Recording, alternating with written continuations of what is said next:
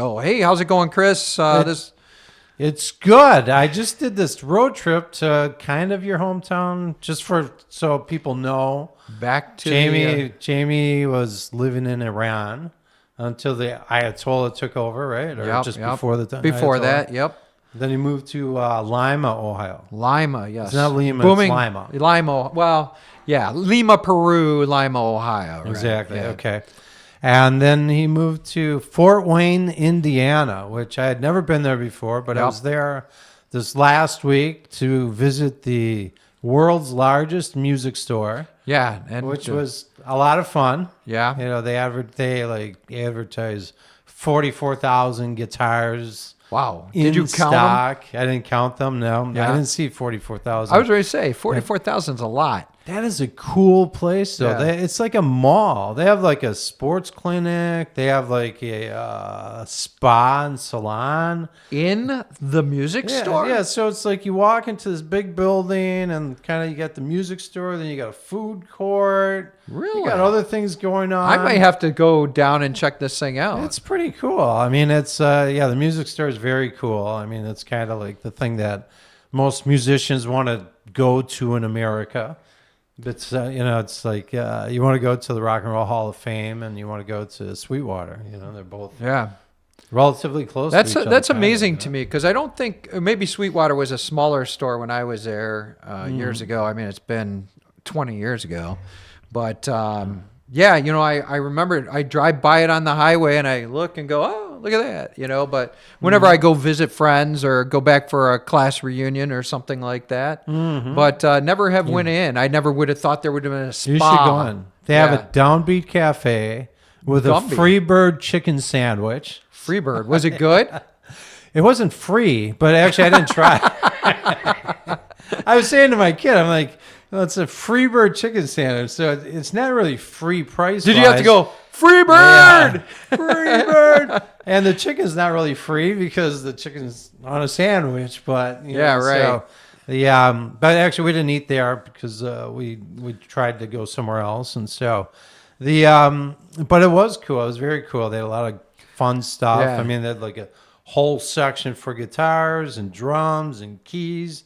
They had a $39,000 piano, which was really cool. Wow. Did you buy that for me? I didn't buy it. Yeah. I figured you didn't have the space in your own studio. I don't have the space in anything anymore. The hangar's full. Right, I'm just trying to wedge everything in. Get rid of a few cars or planes or something, I guess. Or kids or wife or something, But Fort Wayne's big. It's a big city. Yeah, it's a decent-sized city. It's kind of like progressively getting bigger, like a lot of these little towns. When we moved there, it was big compared to Lima, Ohio. But, and that's, I think, only a couple miles from my high school, from my old high school, my old stomping ground. There's a big Amazon across the street from it now. Oh, is it really? Yeah. But so the music store, has a massive warehouse itself. Sure. So my kid spends $3,700 on a microphone. What? And I know, I better make him sound like Steve Perry or something. Yeah. Right? So but he buys some other stuff, and then we have to go out to the warehouse. We drive out to the warehouse, which is probably a quarter mile away. But there are like buildings along the way that are all for the same company. And then he picks it up there, and that was cool. It was very impressive. Oh, so you had to drive around to pick it up. Yeah, exactly. Yeah, kind of like a furniture store. Kind of, yeah. But it was at a separate building. Yeah, so they had multiple buildings. I think probably one building's all administration. Well, that just blows me away. You can sell that much music equipment. Right. And I had purchased from them online before. And the weirdest thing is, I sent you this text. The weirdest thing is, my kid's sales rep for this place has the same name that he does. I mean, he's got, he doesn't have the most obvious name or a common name, but it's the second person he's met is in his life that has the same name. I've never met. Did they look alike? No. They all say that you have doppelganger. You have a doppelganger, and I get people all the time. Actually, someone wrote in on a Facebook post or something that I look like the guy from Rush. Well, really? I'm not. Alex Lifeson. Yeah, what the hell is that? I don't look like that guy. That guy looks old. I mean, are you telling me I look old? Is that what it is? So when you, I mean, you don't look like Geddy Lee. No, thank God. And I don't have that voice because that voice is like nails on a chalkboard to me. So- no rip on all you people who like Rush, but I'm not. Because I love one of them. Rush. Yeah. But then I'm a guitar player. So yeah.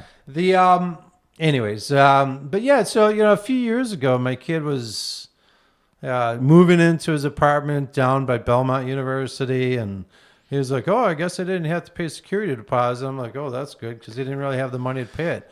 And then all of a sudden, they're like, "Oh yeah, you got to pay this $1,400." And I'm looking at him, and he's like, "How am I going to pay this?"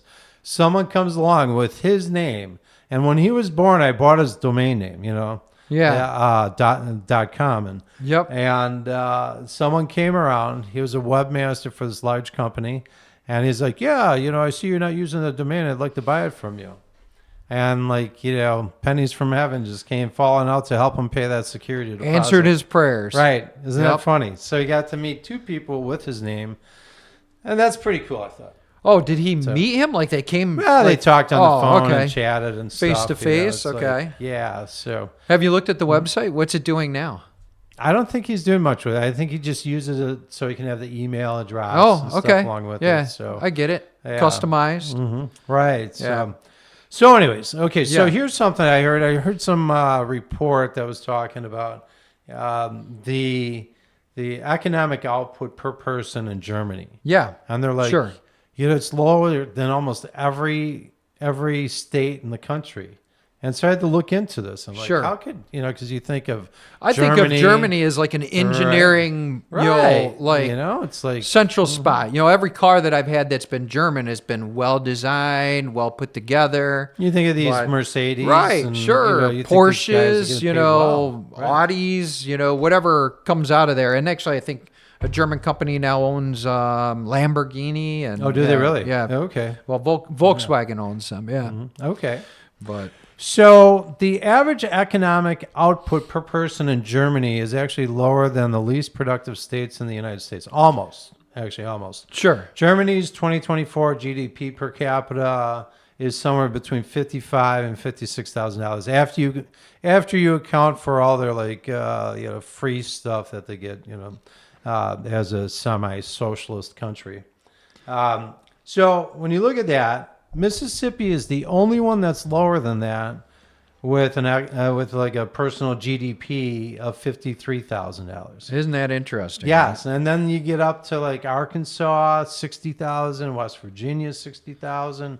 So all of these, New Mexico, they all go above that, which is really interesting. Huh? And so it's you'd think that they'd be pumping out more, but Right.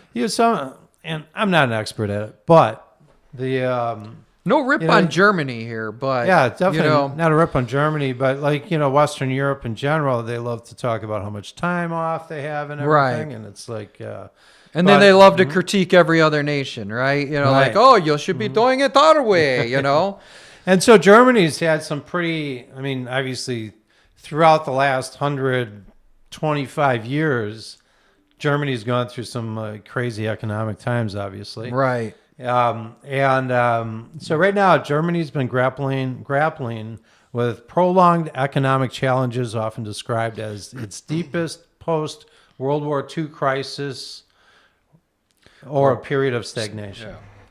As of January 2026, the economy shows signs of tentative recovery, but it remains fragile, with growth far below historical norms and structural issues persisting, like the energy crisis legacy. Right. When you get to these Paris Accords, when they were, it's funny, they were making a deal with the devil, Russia. It's for natural gas and for cheap gas. Oh, let's all buy stuff. it from the guy who likes to invade countries and Exactly. doesn't pay attention to any rules whatsoever. So when Putin invaded Ukraine, they had to cut off all that stuff because they had to start cracking down on Russia and all these different sanctions that were put against them. But then they're facing export weaknesses too. So it's you got obviously China's putting some tough competition on everyone a lot of people.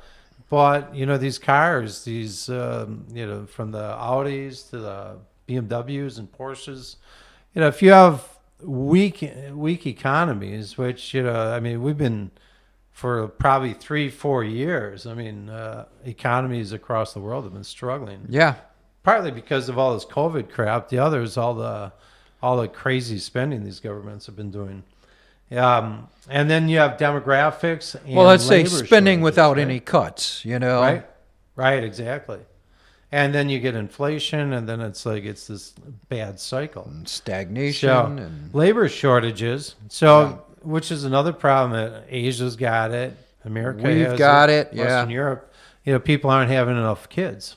And so not enough kids and not enough hard workers anymore. Right? You get all these people retiring, but not enough people working on this stuff. Yep. And and then you get skilled worker shortages. And so it's like the car companies can't pump this stuff out. So, and then it's also being attributed to stagnant productivity, slow digital adoption, bureaucracy, lengthy approvals, which we see in America a lot too. Like what they're seeing with the rebuild of Los Angeles. Too much bureaucracy. Right. Taking too long for approvals, too many regulations, things like that slows you down. But big number of 8 houses have been rebuilt in right, and the Palisades. Palisades. So that's kind of funny. It happens here. It happens here. So I don't know. That was an interesting stat I saw, and I was just trying to think. You think about some of their popular consumer brands that they have. Yeah. Cars and vehicles. They have BMW, Mercedes-Benz, Volkswagen, Audi, Porsche. You have to wonder though. Some of these companies, they say, just like they say, what is an American car? I'm happy to say that my Tesla 3 is the most American car made. American, right? Yeah, what percentage? Because these automobile manufacturers are getting stuff from China. They're getting some from America. They're getting from Mexico, all over the place, right? So, and now I think they have to release that when you're buying a new car, what percentage is made in Canada or whatever. But is that like an American thing? Yeah, that's American right? thing. Yeah, It's I'm positive of it. It's not across the board. So, but then with sportswear and footwear, you got Adidas and Puma. Which was having a really hard time surviving. Adidas went through a huge problem with that shoe from the basketball player, they had bought a ton of this stock, and then that's its own story. But I mean, Run DMC was good for them. Remember that? No. My Adidas, they had that song, My Adidas. Oh, no, I don't remember that. That was a fun song. Yeah, Birkenstocks. I own one pair of Birkenstocks. The Puma, though. Puma, I see a lot of Puma. I mean, I see it at like Costco. Actually, I think and Puma's Sam's Club branding like has gone up. Like people are wearing Puma a lot more than what I saw when I was a kid because they've been around forever. Right. Yeah. It's funny because you look at this, it's like, versus, Nike versus Adidas versus Puma versus whatever. Right. So much of this, I mean, they're jumpsuits. It's like, they're probably all made in the same factory. Yeah, well, it's kind of like TVs are only made in like 3 factories in the world. Right? And bicycles. I just watched a thing on Schwinn talking about bicycles. Now, really? That was an interesting about story. Yeah. I'd love to talk about that. They were like the head of they had it all by the proverbial balls at the time. But they had the heaviest bikes I can remember. Huh? It's like they were lead bikes. Oh yeah, right? but I tell you, he did a great job designing it. Here in town, actually near us, there was a Schwinn that still owned a company, bicycle company. Okay. And it's in Waterford Cycles. If you ever heard of them, I'm a big biker, so.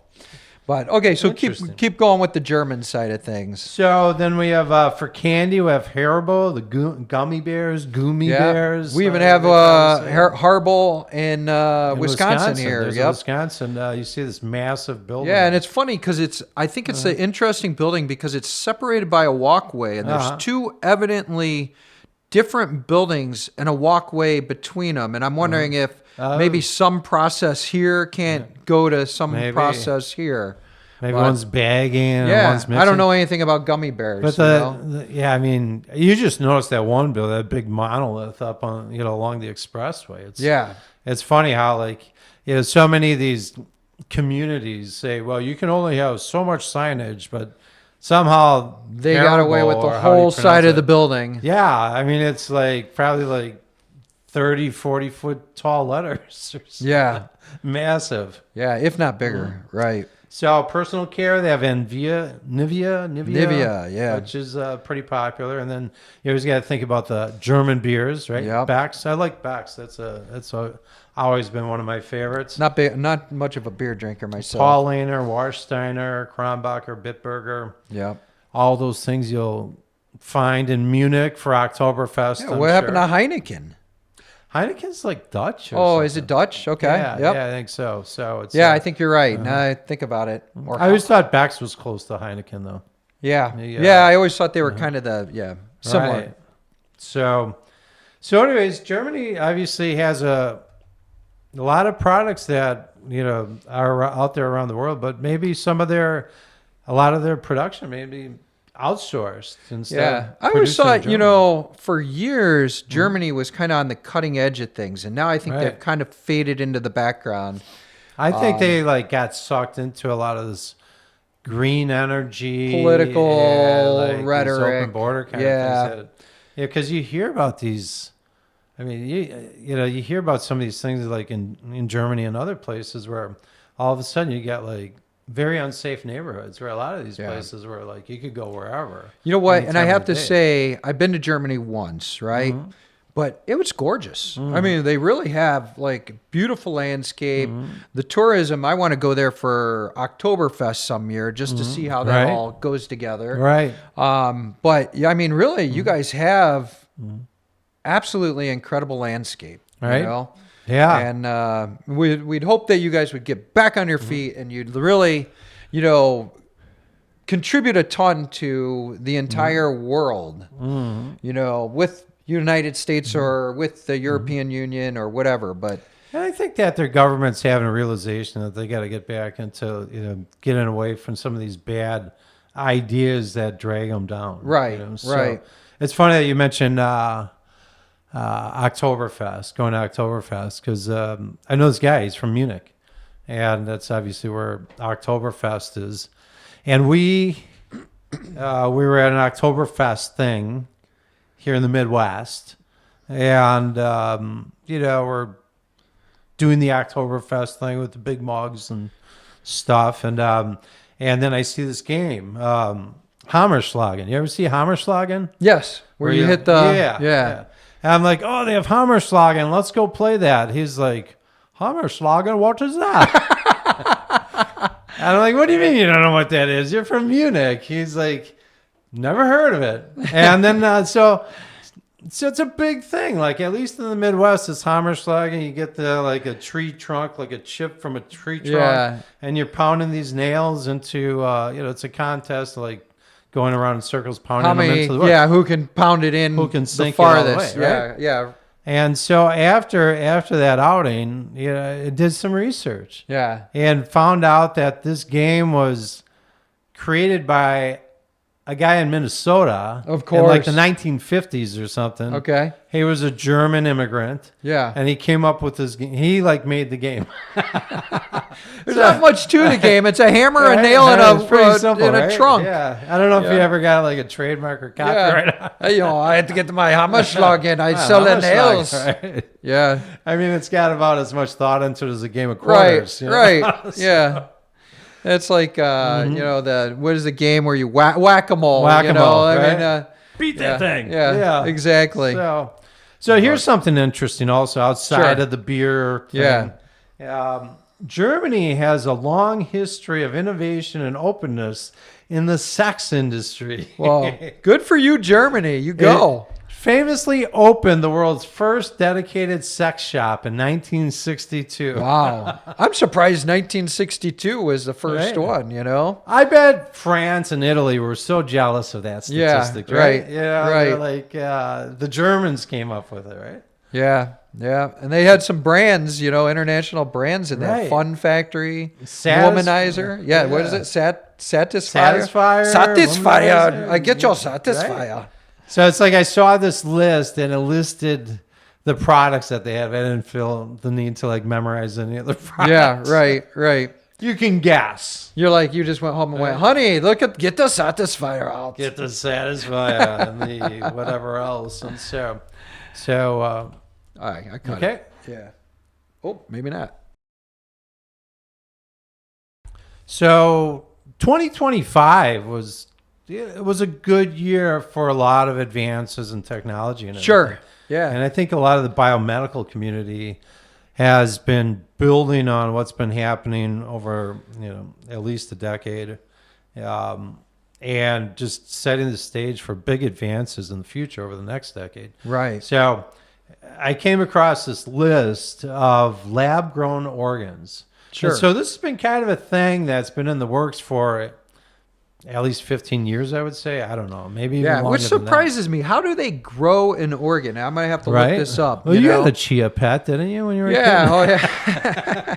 So lab-grown organs. And so, I mean, there's a lot to an organ, obviously. And Right. so they're taking baby steps on how they get there. But so lab-grown organs and teeth. Do they just have a heart sitting there, pumping away? Pumping it out. I don't know. And, Like it's got nothing going right? through it. Maybe some like things. I always going up remember and the down. pig heart thing where they put a pig heart in a guy. Are we Right. going to get away from that kind of like scientific finding, and Frankenstein kind and of then stuff. the Jarvik 7, right? Wasn't it the Jarvik 7? Jarvik 7, first transplant? Yeah. Right? And I mean, how long did that guy live, I wonder? I'll have to look that one up. And so, lab-grown organs and teeth represent one of the most exciting frontiers in regenerative medicine.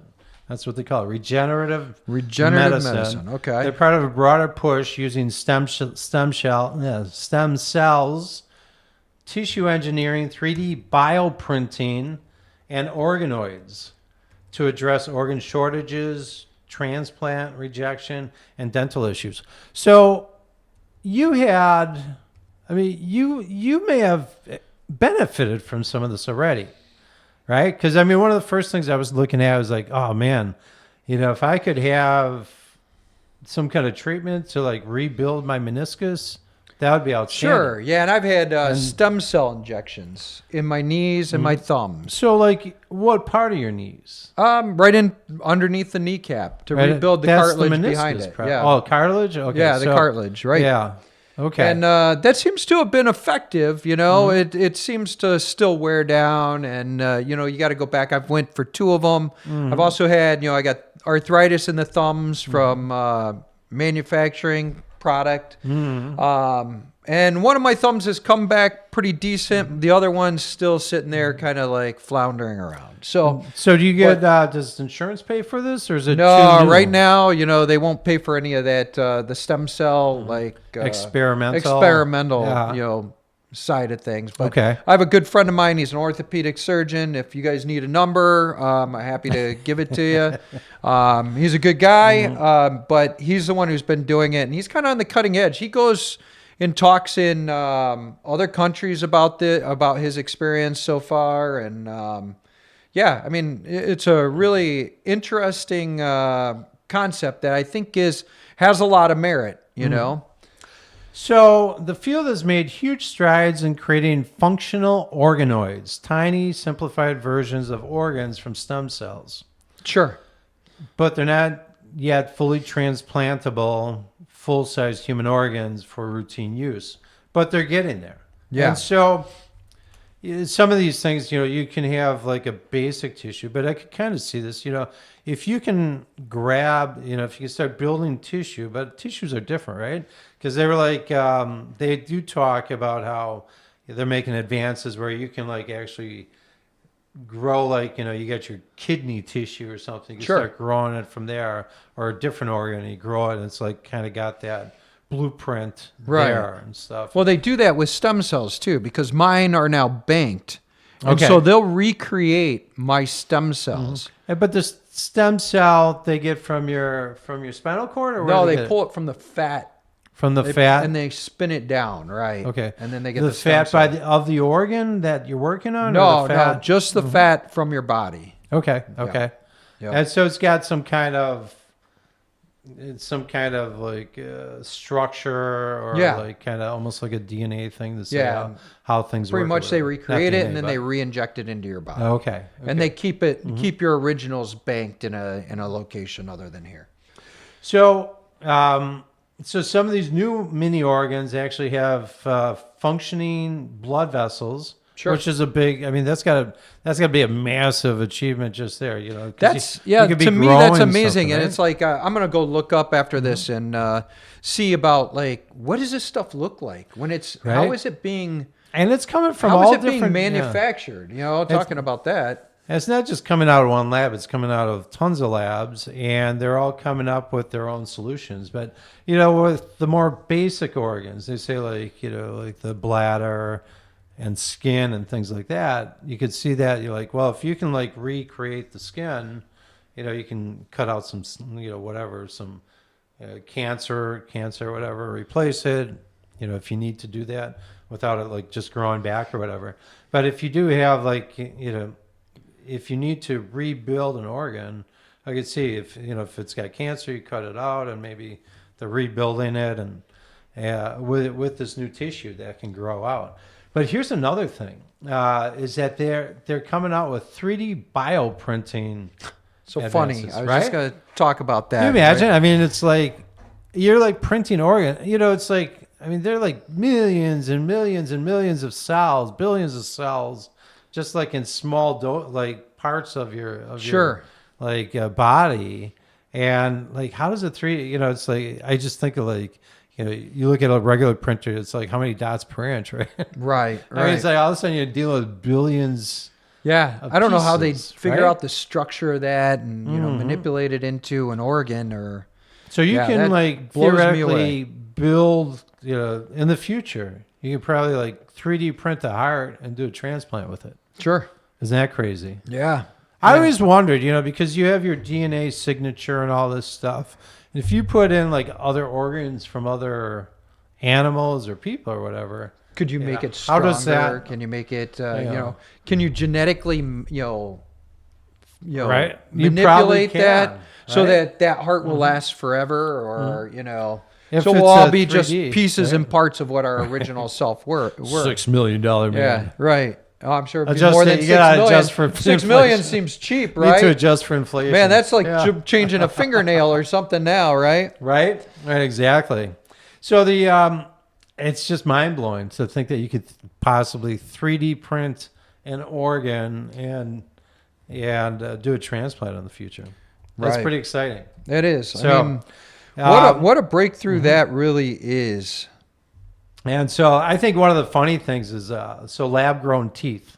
Right. This area is surprisingly advanced and closer to real world application. This is not than just for full Kentuckians. Right. And I'm just joking. My family's from Kentucky. I can make that joke. And so there are a number of different areas that are being worked on. So one of the coolest things is this Japanese antibody drug. So it's a drug that inhibits a certain protein that prevents us from having a third round of teeth or a fourth round of teeth, whatever. So it's like if you take this drug, then you could start growing teeth, which is cool. You'd be like a shark. Yeah. It's just like, I lose one. Hey, next one's coming up, right? Wouldn't that be cool? Do you see people wearing that around their necks? Like, Right. yeah, this is my dad's tooth, Right. He grew it back, don't It's worry. the fifth one. I bought it at the store. This is I like was just this- recently in Florida, and they have this whole bin of shark teeth. Shark teeth, right? And Yeah. I'm like, that's interesting. Exactly. I'm like, why do I need a shark tooth? They're all over. I the just place, don't want right? it embedded in my body. How about that? Right? Yeah, exactly. And so that's one of the things. If you can like take a drug and just like grow your teeth back instead of having to do implants or whatever, and then there are lab grown tooth structures. So this is kind of interesting, and I don't exactly see. I mean, this is cool for science purpose. Right.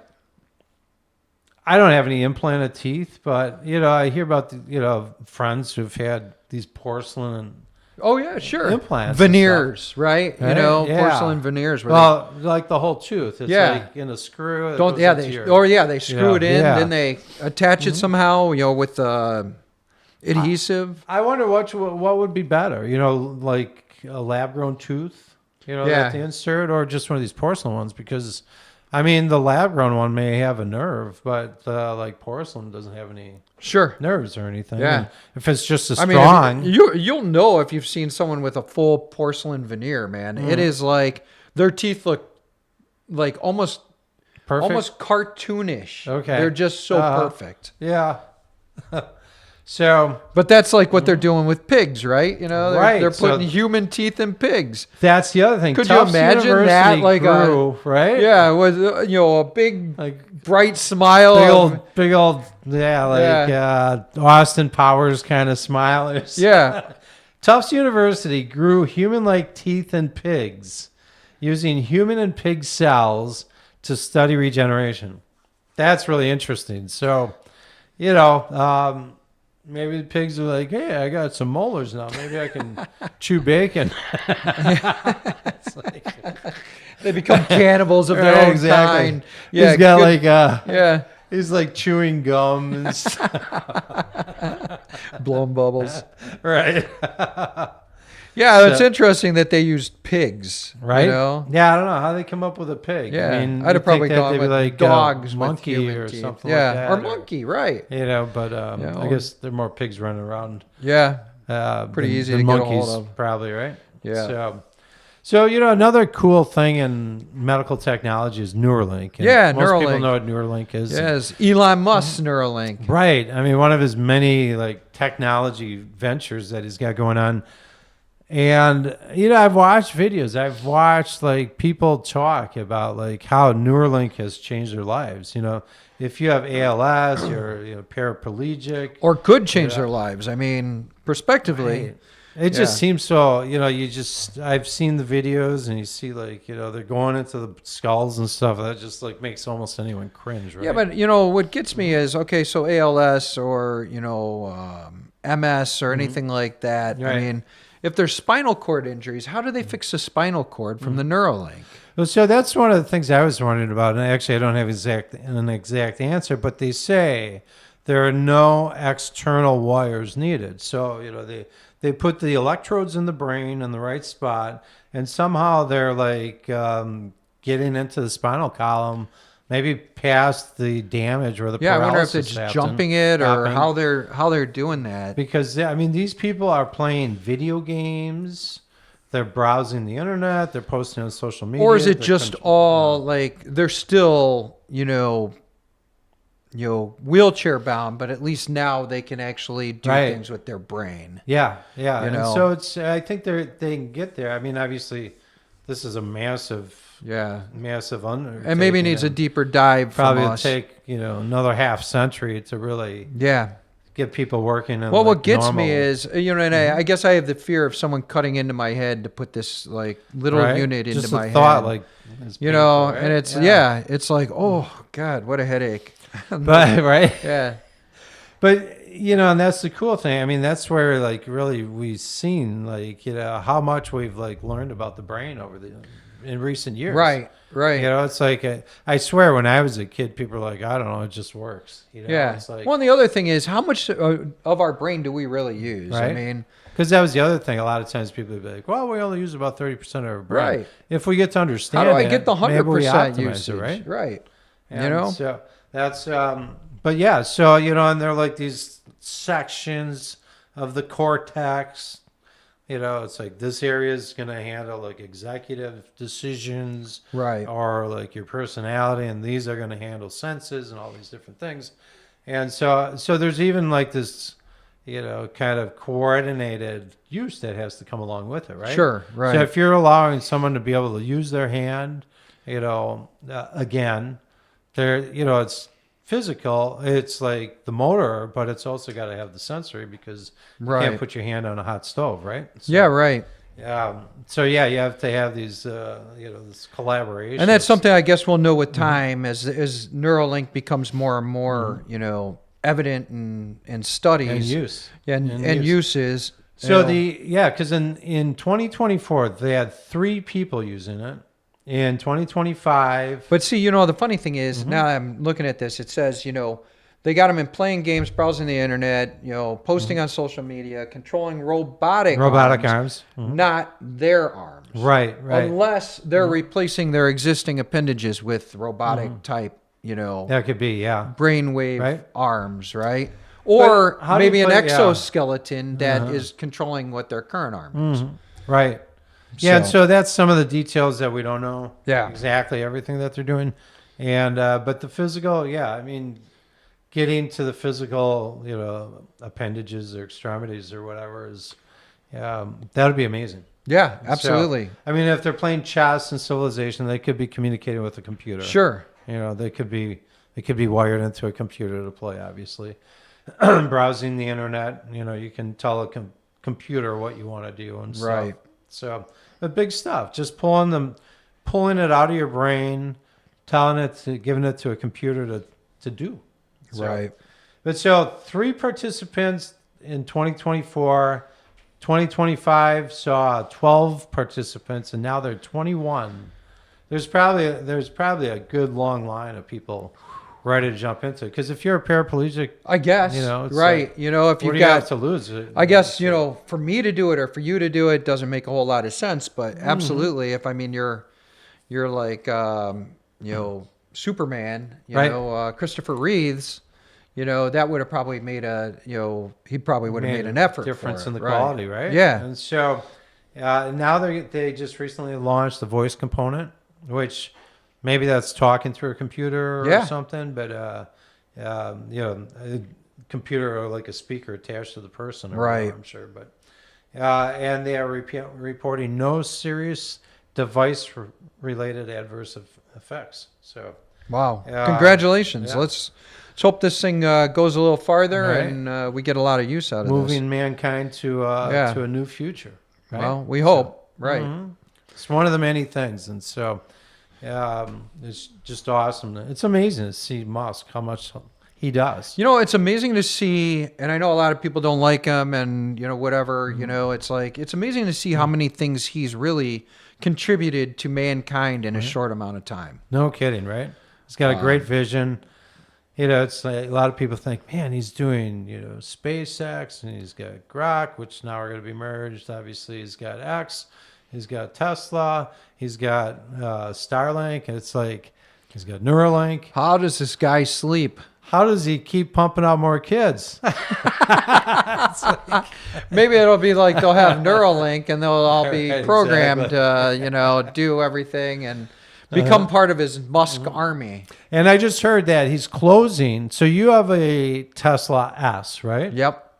So Tesla S and I think Tesla X, the plant that makes those, he's closing production on those. I heard that. So those are being discontinued because he's going to focus on Optimus in those facilities, just building his humanoid robots. So he's going to change production to humanoid robots. Isn't that interesting, right? Where's the demand? He must know that there's demand out there. And how much do they cost? Yeah, I'm not sure how much they cost. They're not the $20,000 humanoid robot that's also out there, but humanoid robots, they can be the solution for our weak reproduction rates. Because you think about our reproduction rates right now.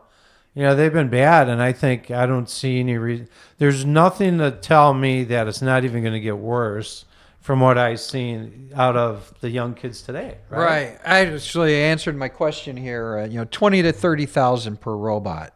So that's kind of like what that other robot is. Yeah. Is it going to do my laundry? Is it going to, what's it going to do? It can do a lot of stuff. Shovel my snow? Right? It's going to have AI. Yeah. And could do your shoveling. Yeah. Could Pull the work airplane in out of the hangar. factories. Yeah. It could work in warehouses. Will you change the brakes on my kid's car? Will Probably, you change the right? oil? Well, they were talking about, actually, this is one of the interesting things. With the Neuralink, it talks about, actually, let me find the note on that. Because they don't, for the surgeries that happen on these things, Yeah. it It features electrode threads inserted into the brain's cortex by a specialized surgical robot. Oh, I did see that. So they're not even, they're not even using a human hand, right, to do that. Wow. And maybe that's a precision type thing because maybe it has to be so precise. Especially if someone's, we have nerves, we like yeah. shake. And oh stuff, man, I shake all the time. It depends. By the way, the Jarvik 7, I looked it up. The guy lasted 112 days. 112 days. Okay. Yep. Which I thought was kind of interesting. Yeah. That's that was huge. But you think 112 days for all that money thrown into that project? It was a stepping stone in technology. Yeah, but he was kind of like the pioneer who got the arrow in the back, Yeah, got the shaft. but still, what was that? That was like early 80s or something? Yeah. Yeah. And so, we just have to... Kind of amazing. All this stuff is just how it's going to benefit humankind. Right. Benefit or destroy, one of the two, I think it's awesome to see all this stuff, because so much of our news is full of these, just the worst of society, right? Right. And there's so many great people out there advancing society. Right. And then they're, some of those people are being vilified and, crucified. Mm-hmm. And it's like, hey, at least they're doing it. What have you done for society, lately, right? Right. And we can probably all look back at ourselves and say that, right? Mm-hmm. What have I done for society? We got to look at it and go, hey, at least he's making strides, or at least this person's making strides, or these people forward. Who are doing these things are making strides. Exactly. There's a lot of good people here. It's amazing that we got to vilify everyone to make ourselves feel good. Mm-hmm. Right. Yeah. Well, the best thing is to stay away from a lot of the news, to tell you the truth. Well, I have to tell you, I get my news in other places other than regular media. And I was thinking about that because just recently, I was thinking, for like the big three networks, it's like, supposedly CBS is changing things. Obviously, technology, money is behind it these days. And, but in so much of it is fake and contrived. And if it bleeds, it leads. It's just shock value. It's just like the guy, the one meteorologist who wants to get on the news everywhere. Comes out in the spring and says, this is going to be the worst hurricane in history. It's going to be catastrophic. And then all the microphones and cameras go on the guy. And, and then they never follow up. Right. Like this last year. This last year was the greatest example. It's like they should go back to those guys who made these dire predictions in the spring and say, well, this could have been the best hurricane season on record for Florida. Right. Right. And then the funny thing is, you're familiar with the Saharan smoke. It's dust. And all of a sudden, for the first time this year, and maybe it's just me, but for the first time this year, they're like, well, it's the Saharan dust that's tampering down all the weather because it helps shield the sun, which keeps the ocean cooler, and then storms don't whip up, when they come off of the west coast of Africa and stuff. Right. Have you ever heard that before 2025? I have not. No. Because it seems like, how are we just figuring this out now? Right. Yeah. It's like, it's not like a new phenomenon. And I have to say, there's a lot of things that are also we need to look at is like rainforests and, what we're doing there. And, it just, we gotta report on the stuff that's correct. Right. And sometimes we don't know all the answers, of course, and we look for our crowd to actually give us input, positive input. Yeah. Not like the input I got off of Facebook, but, and it's funny. You get these people who make like, oh, you're a liar. You're whatever. No, it's a discussion show, Right. Yeah. No one's a liar here. No one's an intentional liar here. And by the way, we don't get paid whatsoever. Yeah. We haven't gotten a dime from doing this. If anything, we're putting more money in it than anything we could ever get back. A lot of people like to be out there throwing, throwing stones, but it's like, what are you doing to be positive?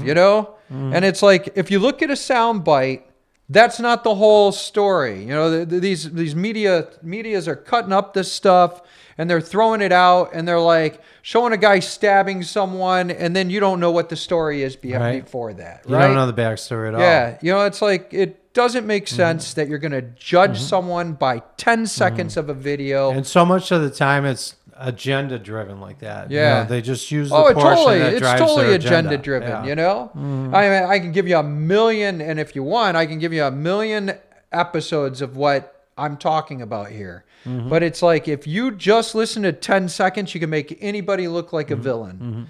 You know, but it's like what you got to listen to the 5 minutes before that and the 5 minutes after. Like I tell my kids, don't just listen to that. You know, my kid came to me with something the other day. I go, what was said before that? And then we rewind, you know, we find the video and we rewind it. And it's like, oh, so that wasn't what you thought it was. Right. And he's like, oh, I didn't know. You know, like, well, you got to look at the whole thing. You can't just go with the soundbite. I noticed one thing recently. So just recently, there was this 30% drop in silver prices. Yeah. And so it's... recently, really? Yeah. So now it's bouncing back up and... You know, I mean, we see the stock market do that occasionally where it does these big drops. Nvidia. Everyone's like, this is the yesterday. end. Did it? How yeah, much? No, it dropped. I mean, it wasn't like major, like 6% or 3%, something like that. So silver had this drop. Maybe and you know, I went on YouTube, like looking for different perspectives of what happened. Sure. And you I know, did that today on Nvidia. You see the main network. You know, I'm not going to say which network it was, but they've got this so-called expert. Oh, this is going to be a problem for the next 8 to 9 weeks. We just see a total correction coming, and so we'll see how that one pans out. Because other people are like, hey, it took a hit. You know, there was like, you know, Trump's pick for the Fed chair. They think isn't going to be as tight with Trump as they thought it was going to be. So they think that, you know, the dollar got strong all of a sudden from that, but that crashed gold and silver. And so, but the fundamentals of silver are still really good because the demand is off the charts and people aren't producing it enough, right? So that's the kind of camp I can tell you how many times I've seen that over the last 40 years where the predictions are completely wrong and they're back in 5 hours.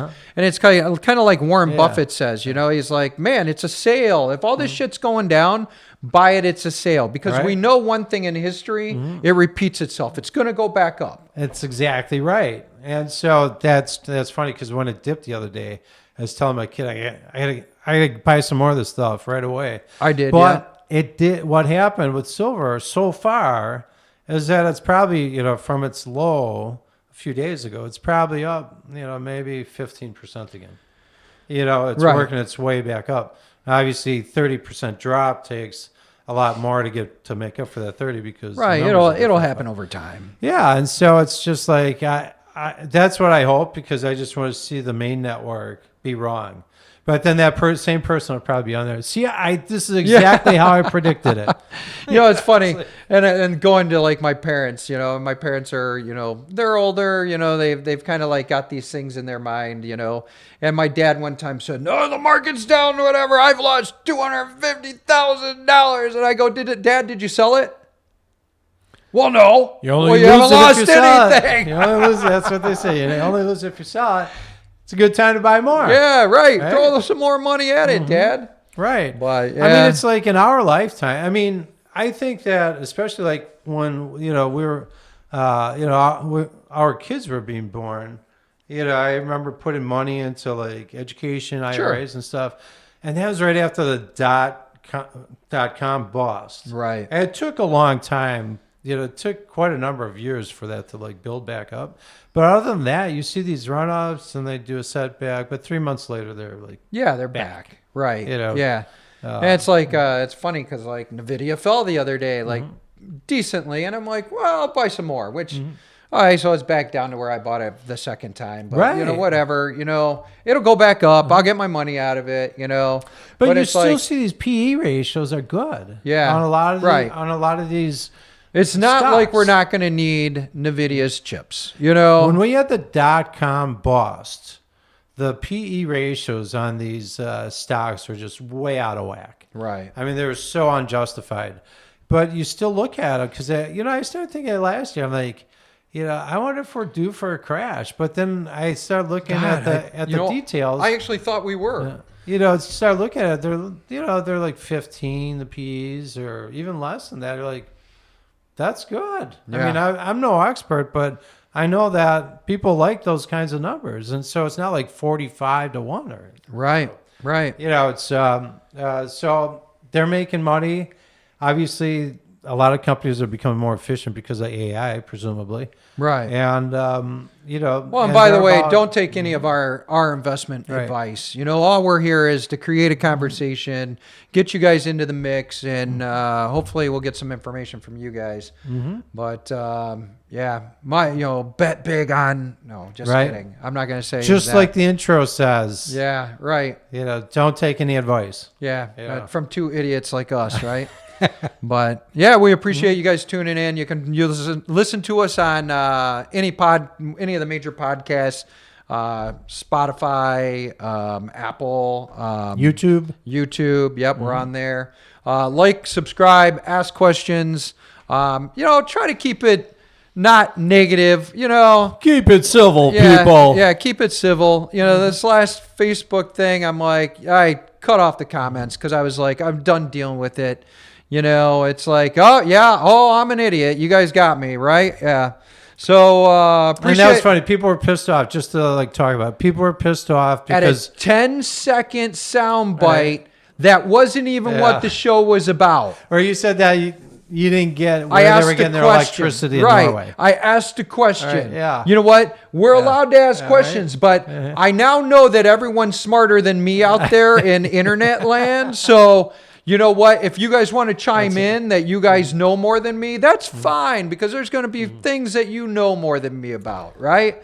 And it's like, I didn't have a laptop in front of me. I couldn't do a Google search at that second. You didn't pretend like you knew anything. No. It was a question. About their energy generation. Yeah. Well, now I know it's hydro. Okay. Yeah. Good job, Norway. You're doing Let's a good hope job. that nothing. You did a good job. Keep buying those Teslas. Yeah, keep Kudos buying the to you guys. Teslas. Help Elon create Neuralink so we can get that all tied together. But if that North Pole starts freezing again, you guys may need to worry about your hydropower. Right. Also, it's like, it's kind of like, I never put all my eggs in one basket, And I know you guys export a lot of this stuff, and you're probably exporting it to Germany, who we just talked about. Well, good for you guys. But then one of the guys also said on there, hey, I would buy my oil from Russia. Well, good job, buddy. Right. Yeah, but all right, other than that, we're going to ignore all that. We're going to move on with our lives. And hey, thanks for tuning in to Jamie and Chris. What is our show called again? Don't be an idiot. Don't be an idiot. That's it. Right. All right, we'll see you. Thanks a lot. Bye-bye. Bye-bye.